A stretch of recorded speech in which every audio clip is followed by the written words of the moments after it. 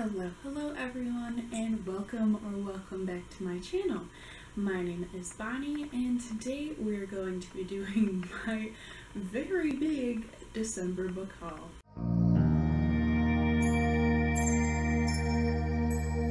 I did get a new shelf for a Christmas gift with Christmas money, so this looks a little different than in my vlog, which I don't know if that'll be coming up before this video or after this video, but it will look a little different once I have these hauled books on it.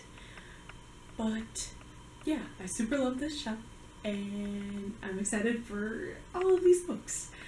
So I'm gonna kind of break it down into what I got on sale with like gift cards from work, and book boxes, and then all the books I received for Christmas.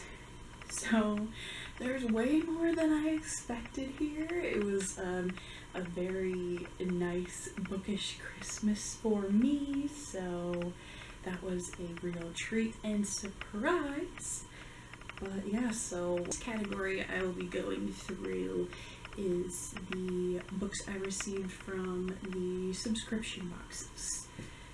So for the November subscription box with Illumicrate, I received the Little Thieves by Margaret Owen. This is the normal cover, but the edition has beautiful sprayed edges as well as totally awesome artwork under the cover. From the synopsis, I know that this is a Goose Girl retelling, so it has like things to do with like stolen identity and royalty, as well as there is a heist that takes place, which I freaking love heists, so I'm super excited to get to this one sometime very soon. For the November Owl Crate box, I received Dreams Lie Beneath by Rebecca Ross. This one is a magical world. It sounds like our main characters are kind of like magical protectants of the territory, and possible premonition dreams, maybe. The synopsis feels a little confusing, so like I'm not really sure what's going on. There's like mention of revenge and curse and dreams and all sorts of things, so I'm intrigued. It feels like it'll be just, you know, typical fun YA magical moment. And then the last book I received from subscription box is the Illumicrate December box, which had A Marvelous Light by Freya Marske, which this is another stunning edition. It has the clear flap and it just displays this stunning cover, and it has, let me put it back together, lovely yellow end pages and beautiful sprayed stenciled edges. This book is absolutely stunning. From the synopsis, what I gleaned from it is this is like Edwardian London, and there's kind of like a secret society kind of thing that our main character Robin finds himself a part of, and somehow he ends up with a curse. We don't know what that curse is, so I'm hoping we kind of like explore that in this. But in the society, he also gets paired up with a magical counterpart named Edwin, and Edwin doesn't really want anything to do with Robin. So I heard this is LGBT, so I'm thinking maybe enemies to lovers potentially, I don't know, or just like partners that become partners. But I think this will be very fun. Although I'm not the hugest on historical fiction, I feel like this year I'm gonna kind of explore to what extent that is. So being that this is magical historical fiction, I feel like I might be into that, down for that, okay with that. But yeah, so this stunning edition makes it all the more appealing to get to this soon. So we are now moving into the second category, which is books that I got on sale with gift cards that my work and department provided for the holiday season. The first two I have here are both romances, sapphic romances at that, and that is the Hellion's Waltz by Olivia Waite and How to Find a Princess by Alyssa Cole. So, you know, February is approaching, gotta get some romance reads ready because I want to read lots of romance in February, and, you know, particularly I want to read sapphic romance. The Hellion's Waltz does mention in the synopsis a heist, so of course I was like, it's sapphic and there's potential heist. Like, yes, although it is very small, so I don't know how this will go, but it's sapphic, bound to be cute. And then How to Find a Princess, I believe, is the second book in the Runaway Royals series or companions. But this one was the sapphic one, so I wanted to read this one. Which, you know, it just sounds like hijinks, you know. Yeah, it says transatlantic adventure with crew of lovable weirdos, a fake marriage, and webbed hijinks on the high seas. And it's sapphic. Like, this sounds like just fun. So these two, I don't know how they're gonna go, but I plan to get to them in February for just cute sapphic moment, you know. We love to see it. And then I have another grouping of two, and that is The Alloy of Law by Brandon Sanderson and Shadow of Self by Brandon Sanderson. Again, got these with work gift cards from Amazon, and these are the UK editions of the next series of Mistborn books. So there's the Final Empire Mistborn trilogy first, and then these are taking place, I think, like years or maybe even hundreds of years later.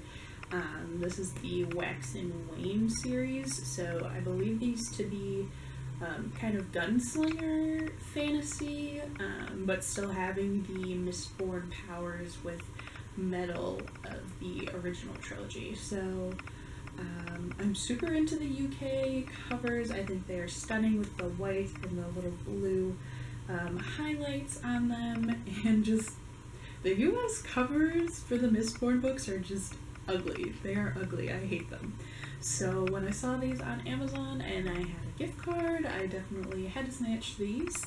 So I'm thinking I will get to these soon, especially because they are incredibly small for Brandon Sanderson. But yeah, so happy to finally have these on my shelves. The next two I have to show are both middle grade. The first being the Wyrm King by Tony Diterlizzi and Holly Black. This is the third book in the Beyond the Spiderwick, which is like the spin-off to the Spiderwick Chronicles, which I own all the other books, but I never owned this one. I super loved all the Spiderwick books when I was a kid, so I was like, you know what? I have all the other ones. I deserve to have a completed set. So, you know, the Spiderwick world is just so enchanting with all, like, the fairies, sprites, brownies, all those magical things you can find in the world. Just following these kids that can see and witness these kind of things. So, super cute series, and I'm really happy to finally complete it. And speaking of completing series collections, I finally have the hardcover edition of Nevermoor by Jessica Townsend. I do have this in paperback, but I plan to unhaul it because I wanted a complete set of all the hardcovers of the books so far. So super happy to get this one on sale with a gift card. But yeah, Nevermoor, as you probably know if you watch my other content, is one of my, okay, actually, probably my favorite middle grade series of all time. It's just so enchanting. Our main character, Morgan Crow, is believed to be a cursed child and doomed to die on her 11th birthday, but she is saved by the magical man Jupiter North and whisked off to a wondrous new society, new world that is oh so enchanting, and Morgan kind of then finds her way in that world, proving she belongs and kind of exploring her own abilities. So it's all like found family, magic whimsy, it's a delight. So of course I had to finally complete my hardcover collection of all the books that are out so far. The next books I got my hands on are all Samantha Shannon books, Bone Season, the Mime Order, and the Mask Falling. These are all part of the Bone Season series, which I'm just gonna hold up this one because they're heavy. But this is a fantasy world where being clairvoyant is illegal, and our main character, Paige Mahoney, is a clairvoyant, and she kind of runs around with a gang of people that also have magical abilities, such as that. Although I believe, if I remember correctly, their powers kind of vary. But yeah, in the first one, Paige gets caught being a clairvoyant, and then is kind of thrown into this kind of imprisonment, and you kind of world build as you go. I read the first book ages ago now, I think like, what, 2012 I want to say, and super loved the first one. I had it in paperback, but I found this one for a decent price on sale, so I snatched the hardcover as well as the second book, and then the fourth book all in the matching hardcover. The third book, the song Rising, is currently still very hard to find in hardcover that matches these other ones, so I don't currently own that one, but I will be keeping my eyes peeled. If you know a place to get it, let me know. But yeah, so this is the start of a really epic fantasy world that I super enjoyed, and I'm hoping to continue on this year, although I probably will need to reread for sure. We're running out of room, and I still have another category. So the next one is all of the books I received for Christmas, which are mostly fantasy based, and a lot of them I don't know that much about. I just knew they were really buzzed about, really talked about in a positive way, and they're fantasy, so I put them on my wish list, and my family was gracious enough to like literally get me everything I was hoping for this year, which is so kind of them. But so some of these I might be reading the back, or I might just try and summarize the synopsis from what I gleaned from the back, because I currently don't know how I would describe them to you. So the first one I have here is actually an entire trilogy, and that is the 5th season by N.K. Jemisin, the Obelisk Gate, and the Scone. God, I love scones. The Stone Sky by N.K. Jemisin. This is a well-beloved trilogy. It literally even says the winner of the Hugo Award from 2016. Oh, actually, all of them have won the Hugo Award, so 2016, 2017, and then 2018. And if I'm remembering correctly, this one is particularly unique because it's written in second person from what I've heard. But other than that, I know N.K. Jemisin is a well-beloved author, and I just haven't tried any of their stuff yet. So I'm hoping to rectify that this year. I will read the back of this because I have no clue how to explain this. It says, "This is the way the world ends for the last time. It starts with the great red rift across the heart of the world's sole continent, spewing ash that blots out the sun. It starts with death, with a murdered son and a missing daughter. It starts with betrayal, a long dormant wounds rising up to fester.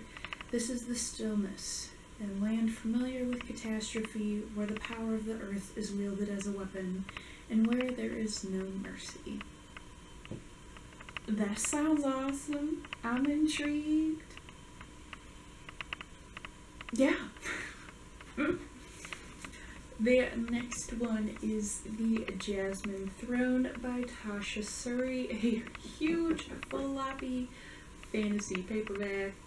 Again, I don't know how to explain this. I just know people have been talking about this, and it was part of the Goodreads Fantasy Reads finalists. So, to the back. Trapped by her despotic brother within the crumbling walls of an ancient temple, Princess Malini dreams of vengeance. Forced to disavow her birthright and her power because of her past, maidservant Freya dreams of freedom. In a world beset by wild magic and turbulent uprising, their destinies will become irrevocably tangled, and together they will set an empire ablaze. And then it's got a whole bunch of blurbs from a bunch of fantasy authors. But yeah, so I believe this is another historical fantasy, potentially with magic as well. I do know this is sapphic, but I think it's mostly historical fantasy, and then just like a little bit of sapphic. But I want to explore this world. I love fantasy and always love diving into new worlds, so I think this will be a fun one. The next one is Boneshard Daughter by Andrea Stewart. Again, I just have heard great things about this one, and they have like bone shard magic. I don't know what that means, but it sounds cool. And then again, I think this is another that's like historical fantasy, but also lightly sapphic. The Emperor's reign has lasted for decades, his mastery of bone shard magic powering the animal-like constructs that maintain law and order. But now his rule is failing, and revolution is sweeping across the Empire's many islands. When the Emperor refuses to recognize his daughter as heir to the throne, she vows to prove her worth by mastering the forbidden art of bone shard magic. Yet, such magic carries a deadly cost. Bum, bum, bum. I just think this is very intriguing. I don't really know of bone magic other than like a little bit we see in like the later parts of the Grishaverse. So I'm intrigued by what this magic system means, and I'm down for a baddie proving her worth, so yeah. The next one is another fantasy, but I literally know like nothing about it, and that is The Shadow of What Was Lost by James Islington. My brother got this for me because his friends that are also big fantasy readers like were just raving about this one, so he thought I would enjoy it. The blurb from Barnes & Noble does compare it to Wheel of Time, which haven't read, but I've been watching a little bit of the show and enjoying that. So makes me think it might be like typical classic fantasy, high fantasy world. As destiny calls, a journey begins. It has been 20 years since the godlike augurs are overthrown and killed. Those who once served them, the gifted, were spared only after accepting the rebellion's 4 tenets, which vastly limited their powers. Davian suffers the consequences of a war lost before he was even born. When he discovered that he wields the forbidden power of the augurs, he sets into motion a chain of events that will change everything. To the west, a young man whose fate is intertwined with Davian's wakes in a forest covered in blood and with no memory of who he is. And in the far north, an ancient enemy begins to stir. Again, this sounds like a fun fantasy. It sounds awesome. It sounds epic. So, I'm not sure how many books are in it. Oh, it says it's a trilogy. It's a trilogy. Okay. But, yeah, so this is huge. Also very floppy. But, yeah, so this was a surprise that I'm intrigued about.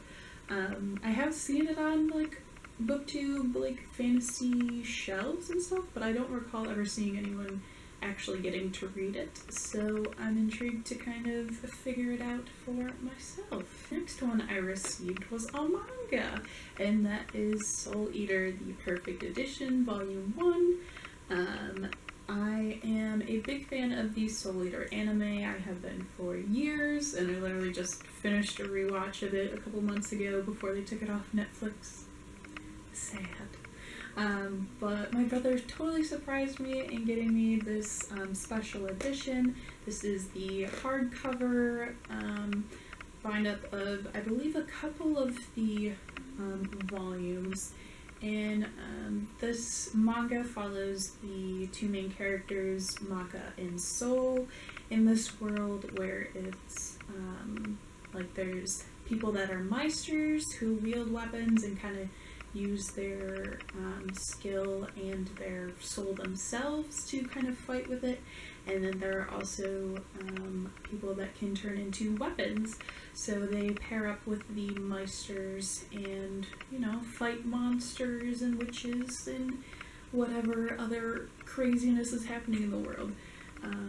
So this manga is very kind of like Halloween vibes, but it also has its own draw and story to it, and it's just really amusing. It's quite funny. Definitely be warned about fan service though. There is quite a bit of female nudity, so that's annoying, but it kind of comes with the territory of anime and manga oftentimes. So yeah, this was a real treat and surprise. I did not expect anyone to give me manga for Christmas, but yeah, so this was super exciting to have because I've been wanting these editions, but yeah, so yay. And then the final book for this haul that I received for Christmas was Cytonic by Brandon Sanderson. This is the latest book in his Skyward YA sci-fi series, following our main character Spensa. In the first one, she's joining a flight academy and kind of proving her worth there, and there's like spaceship war fighting and that sort of thing, and then the world kind of expands from there, and yeah, I really love the first one to bits. There's even like a little bit of like a spaceship AI character that comes in, I would say like halfway through the book, who makes things fun as well.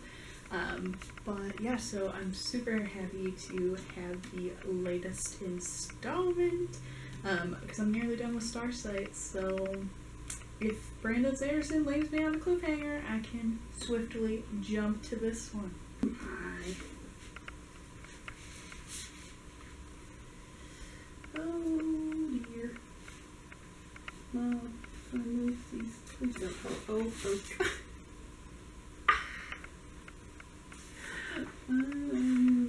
Well, I guess I'll just keep these here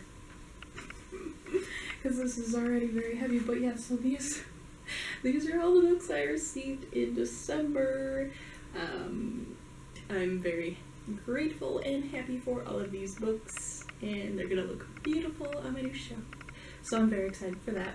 But yeah, let me know down below which ones you think I should prioritize, or let me know what you received in December. I'd love to know. But yeah, God, this is heavy. But other than that, like and subscribe if you enjoyed. Thank you so much for watching, and I hope to see you again in the next one. Bye.